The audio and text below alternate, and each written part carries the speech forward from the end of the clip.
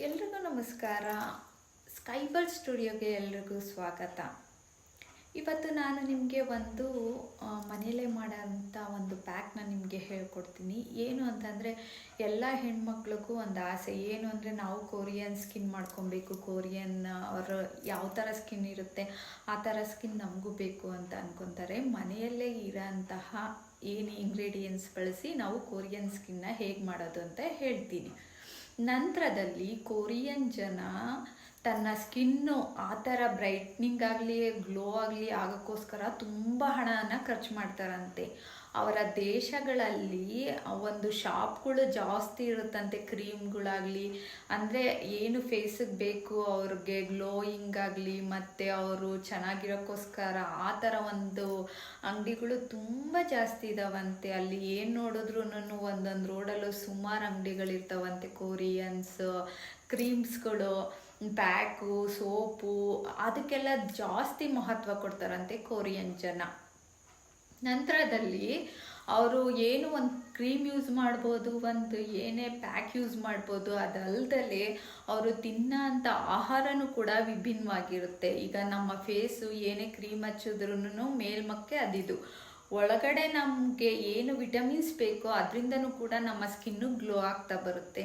ಹಾಗಾಗಿ ನಾವು ಮನೆಯಲ್ಲೇ ಮಾಡಿಕೊಂಡು ಯಾವ ಥರ ಒಂದು ಕೊರಿಯನ್ ಸ್ಕಿನ್ ಮಾಡ್ಕೊಬೋದು ಅಂತ ನಾನು ನಿಮಗೆ ಹೇಳ್ಕೊಡ್ತೀನಿ. ಯಾಕೆ ಅಂತ ಅಂದರೆ, ಹೊರಗಡೆ ತಂದು ಕ್ರೀಮ್ ಹಚ್ಚಿ ನಮ್ಮ ಫೇಸ್ನ ಹಾಳು ಮಾಡ್ಕೊಳ್ಳೋದಕ್ಕಿಂತ ನಾವೇ ಮನೆಯಲ್ಲಿ ನ್ಯಾಚುರಲಾಗಿ ಸಿಗೋಂಥ ಒಂದು ಇಂಗ್ರೀಡಿಯೆಂಟ್ಸಿಂದ ಯಾವ ಥರ ಕೊರಿಯನ್ ಸ್ಕಿನ್ ಮಾಡ್ಬೋದು ಅಂತ ನಾನು ನಿಮ್ಮ ಜೊತೆ ಶೇರ್ ಮಾಡ್ಕೊತೀನಿ. ನನ್ನ ಒಂದು ಯೂಟ್ಯೂಬ್ ಚಾನಲ್ಗೆ ಯಾರ್ಯಾರು ಸಬ್ಸ್ಕ್ರೈಬ್ ಆಗಿಲ್ಲ ಅವರೆಲ್ಲ ಸಬ್ಸ್ಕ್ರೈಬ್ ಆಗಿ ಲೈಕ್ ಕೊಡಿ.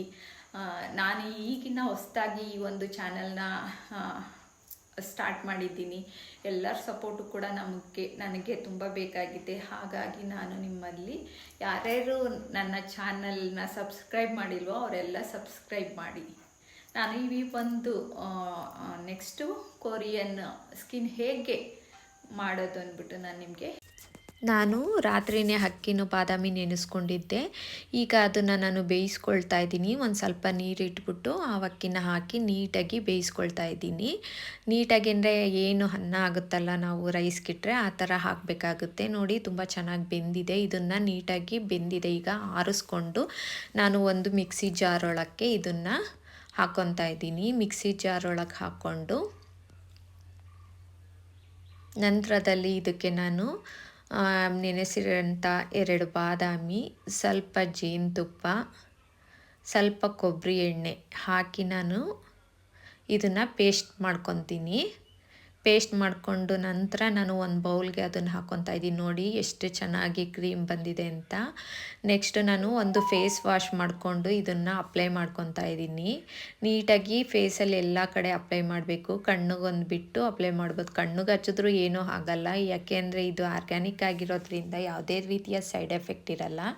ಇದನ್ನು ಹಚ್ಚಿ ನಾವು 20 ಮಿನಿಟ್ಸ್ ಬಿಡಬೇಕಾಗುತ್ತೆ. 20 ಮಿನಿಟ್ಸ್ ಬಿಟ್ಟು ನಂತರ ಇದನ್ನು ರಿಮೂವ್ ಮಾಡಬೇಕಾಗುತ್ತೆ. ಇದು ಏನು ಡ್ರೈ ಆಗಲ್ಲ, ಇನ್ನು ಹಸಿನೇ ಇರುತ್ತೆ. ಹಾಗಾಗಿ ನಾವು ಒಂದು ಸ್ಪೂನ್ನ ನೀಟಾಗಿ ತಗೊಂಡು ಅದರಲ್ಲೆಲ್ಲ ನೀಟಾಗಿ ಏನು ಪ್ಯಾಕ್ ಹಾಕಿದ್ದೀವಿ ಅದನ್ನೆಲ್ಲ ನೀಟಾಗಿ ತೆಗಿಬೇಕಾಗುತ್ತೆ. ನೀಟಾಗಿ ಹಚ್ಚಾದ್ಮೇಲೆ ನೋಡಿ, ಇವಾಗ 20 ಮಿನಿಟ್ಸ್ ಆಗಿದೆ. ನಾನು ತೆಗಿತಾ ಇದ್ದೀನಿ. ನಿಮಗೆ ಗೊತ್ತಾಗ್ತಾ ಇದೆ ಎಷ್ಟು ರಿಸಲ್ಟ್ ಬಂದಿದೆ, ಎಷ್ಟು ಗ್ಲೋ ಆಗಿದೆ ಸ್ಕಿನ್ನು ಅಂತ. ಆವಾಗಲೇ ರಿಸಲ್ಟ್ ಬರುತ್ತೆ. ತುಂಬ ಖುಷಿ ಆಯಿತು ನನಗಂತೂ ಈ ಒಂದು ಕ್ರೀಮ್ ಹಚ್ಕೊಂಡು. ನಿಮಗೆ ಈ ಒಂದು ಕೊರಿಯನ್ ಸ್ಕಿನ್ ಬೇಕು ಅಂದರೆ ಅದು ಸ್ವಲ್ಪ ಇಂಗ್ರೀಡಿಯೆಂಟ್ಸಲ್ಲೇ ಫೇಸು ತುಂಬ ಗ್ಲೋ ಆಗುತ್ತೆ. ಡ್ರೈ ಸ್ಕಿನ್ನವ್ರಿಗಂತೂ ತುಂಬ ಚೆನ್ನಾಗಿ ಅನಿಸುತ್ತೆ. ಯಾಕೆಂದರೆ ಬಾದಾಮಿ, ಕೊಬ್ಬರಿ ಎಣ್ಣೆ ಎಲ್ಲ ಹಾಕಿರೋದ್ರಿಂದ ನೀಟಾಗಿ ಮಾಯ್ಶ್ಚರೈಸರ್ ಆಗುತ್ತೆ. ನೋಡ್ಬೋದು ರಿಸಲ್ಟ್ ಇವಾಗಲೇ ನಿಮ್ಗೆ ಎಷ್ಟು ನೀಟಾಗಿ ಕಾಣ್ತಾ ಇದೆ ಅಂತ. ನೆಕ್ಸ್ಟು ಫೇಸ್ ತೊಳ್ಕೊಂಡಾದ್ಮೇಲೆ ಯಾವುದೇ ರೀತಿಯ ಕ್ರೀಮ್ ಹಚ್ಚೋದಿದ್ರೂ ಪರವಾಗಿಲ್ಲ. ಯಾಕೆ ಅಂತಂದರೆ ಅದರಲ್ಲಿ ಬಾದಾಮಿ, ಕೊಬ್ಬರಿ ಎಣ್ಣೆ ಇರೋದ್ರಿಂದ ನಮ್ಮ ಸ್ಕಿನ್ನು ಮಾಯ್ಶ್ಚರೈಸರ್ ಆಗಿರುತ್ತೆ.